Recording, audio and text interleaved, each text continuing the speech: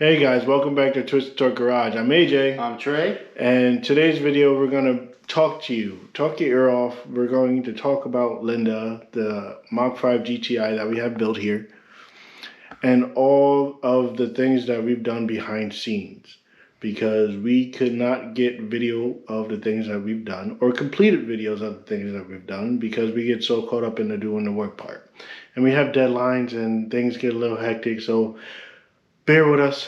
Eventually we'll get a lot better at videotaping or video recording or vlogging or whatever you want to call it. So today's video, like I said, we're going to talk about Linda and all the upgrades that we've done within the last couple months and future plans with her. So stay tuned.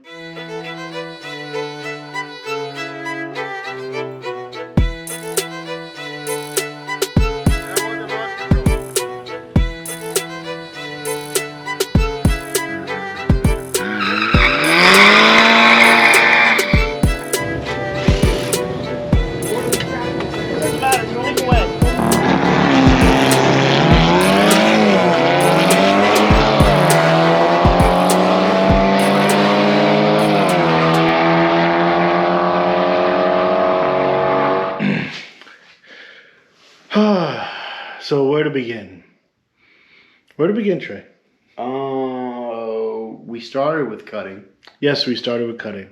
So we started with cutting. You guys seen me and Trey gut this car in a previous video, and we never really got a chance to do any vlogging during the cutting because one, I was sick. Two, Trey was at work while I was doing the cutting, and three, I was sick. That's pretty much the only excuse that I really think. We really weren't pressed on time at the moment. So what we did was just, I was in the garage working while he was at work, so I couldn't get him sick. And we just switched back and forth, working on Linda. And we got most of the cutting done. All the cutting is not done. I'll take you guys into the back of the car, the better view. So we did like a lot of rough edges. There's some things that still need to be cut up here. Everything needs to be grinded still. Yeah, everything needs to be grinded. Like this edge here needs to be grinded to make it nice and smooth. There's stuff down here that still needs to come out. Like this needs to be grounded. Sound deadening needs to come out. You guys seen on a previous video that these need to come out as well, and do a little bit better job at tucking these wires. But for the most part, the cutting is done. This is the farthest we're gonna go, but the cleaning up of the cutting needs to be done. Like we got sharp edges everywhere on this thing. We still haven't touched the doors though. Oh, yes. Thanks for bringing that up. So, we purchased doors and a hatch. We really wasn't sure if we were going to cut these doors here or these doors. So, they've just been sitting in the wind. We actually picked up all three of these plus a back bumper for like $150. You want to move that so I can bring it back? Yeah. So the doors we have in the car right now are completely stock. So we still have all this weight. And they're heavy. In the doors, and they are heavy. So also obviously the glass. Whoa. Okay. And then the back hatch, we're not 100% sure what we're going to do with this yet. I was thinking on cutting either one of them. Because we didn't cut. Hold on. Nope. Let's see here. No, we didn't cut this one here. No, I only cut a couple like tabs on it and stuff. Nothing crazy. Okay, so one of these hatches are going to be cut and put Lexan glass in it. So with these doors, I think me and Trey decided that we are going to cut the crap out of these doors, go with Lexan glass, and use these as our track doors. Don't know if we're gonna keep the mirrors. Should we keep the mirrors on it? What do you think? That's to be determined. Okay, we'll figure that out at a later date. But we don't lock the doors at the track, so a lot of that stuff really doesn't matter with the key and stuff. So we'll keep these at the track doors.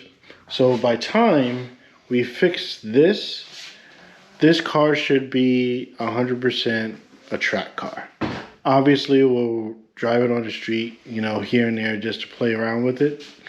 But so with these doors being the track doors, these doors are in better shape than this guy here. Once we get everything painted, we'll get these painted with it or wrapped or whatever, which way we go with it, and we'll take it from there. Like I said before, don't know what we're doing with the hatches yet. Actually, just came up with a good point, because there's some regulations where we can't run Lexan on the back hatch. So I think we have to pick which one's going to have Lexan and which one's not going to have Lexan. I think all colors should stay race. Okay. So white should be race. You know what I do wonder though? What? If that actuator works. Oh. Well, it doesn't matter. There's no wires to it. Oh yeah, we cut it off. Yeah, we cut it don't matter anymore. It doesn't matter anymore. But so that's what's going on with the doors and future cutting with this car. Another thing that you guys probably seen in a past video is our water meth.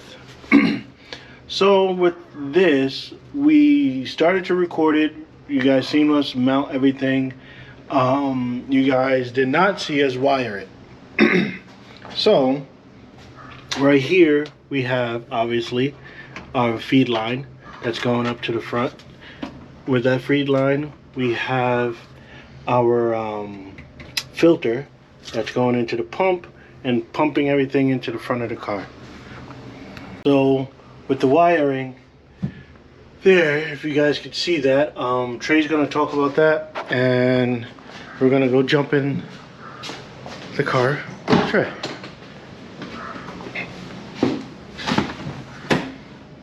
Hey y'all. Okay, so this AEM water meth kit's actually really easy to install and use, as long as you know how to follow a wiring diagram. There's basically 3 different kind of components to it. You have your pump and your wire route, your lining for that. You have your boost reference that comes straight into the controller, which comes with the T and everything. We teed it off our boost gauge. It was very easy. And then the most important part, you have your wiring harness. It comes with a 12-pin connector. One pin is not used, so it's an 11-wire connector. 2 of the wires are optional. We didn't even use those, so that leaves us with 9 wires. And 8 of them are power and grounds to the system. You have 2 power and grounds to the battery. You have 2 power and grounds to your pump, right here. You have 2 power and grounds to your level sensor. And that's 8 wires. Then the most important one, which is the one that tripped us up because I was lazy and didn't find a good ignition source, is this yellow wire. This yellow wire is just an ignition source to basically, it knows to power on the module once the key turns on. So you'll see it's not on right now. As soon as the key turns on, give it a second. Wait, why is it not working? It's not working. Oh, it's not plugged in. Okay, let me plug it in first.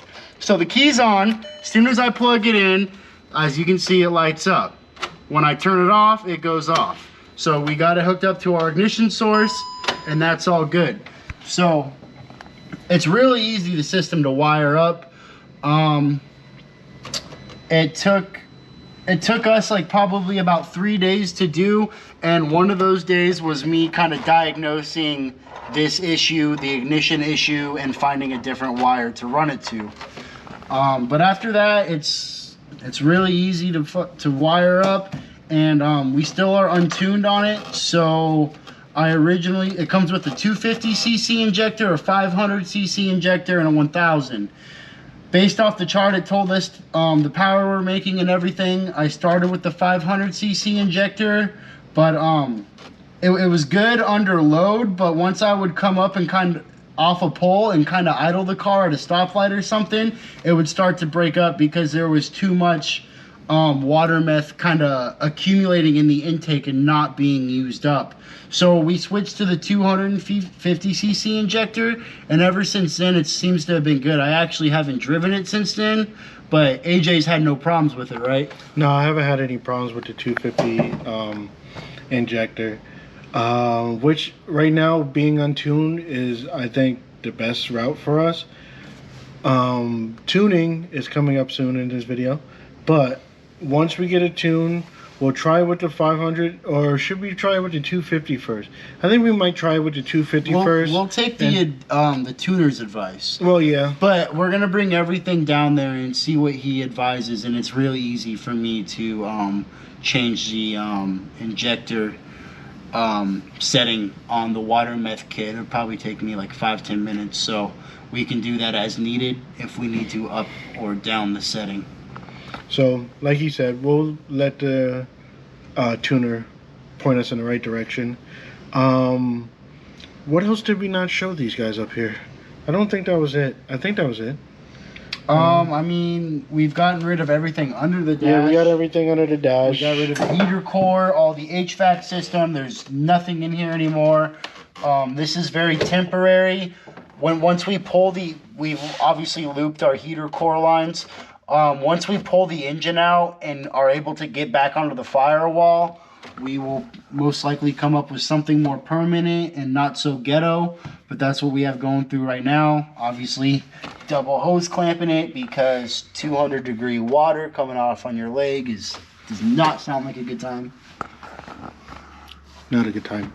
I don't want I don't want that to happen to me. So, with that all being said, in a prior video, you guys seen us play with the throttle body right here and get our injector. Oh, it's kind of hidden actually. Yeah, you got to be looking for it.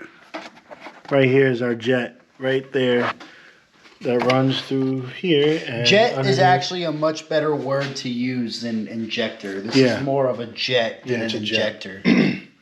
So we got, hold on, fix the camera.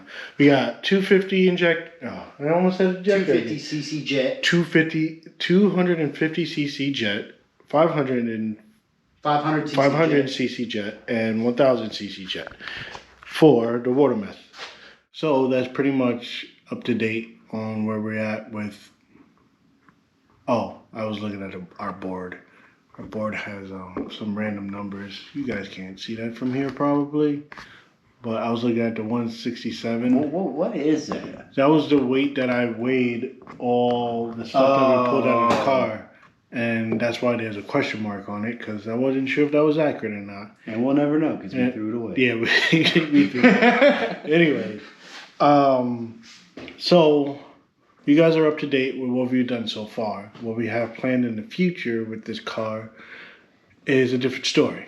So, with that being said, we're going to announce that the IRRA, I can't say association, but IRRA, the International Road Racing Association, the Southeast Division, is not running this year.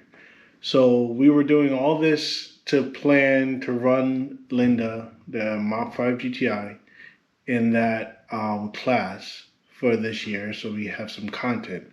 Due to the fact that our track is closing, our neighborhood track is closing, I guess they weren't able to get that booked for this year. So we're going to slow down on Linda a little bit. We have other things lined up. You guys will see in a future video. If you know, you know. And if you know, you know. Check out our YouTube, or not a YouTube channel. Our Instagram. Our Instagram. Twisted Torque at IG.com. I don't know. Twisted Torque Garage. Oh, yeah. Twisted Torque Garage, IG. Pretty much. Anyways, so there's still a couple things that we're going to do to Linda. We're going to get her exhaust fixed because we had really neglected her exhaust.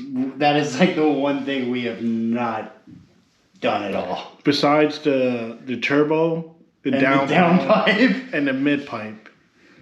That's all. The rest of the exhaust was existing, and it's not really. There are a lot of holes in it. Yeah, there's a lot of holes. There's more holes in it than I knew.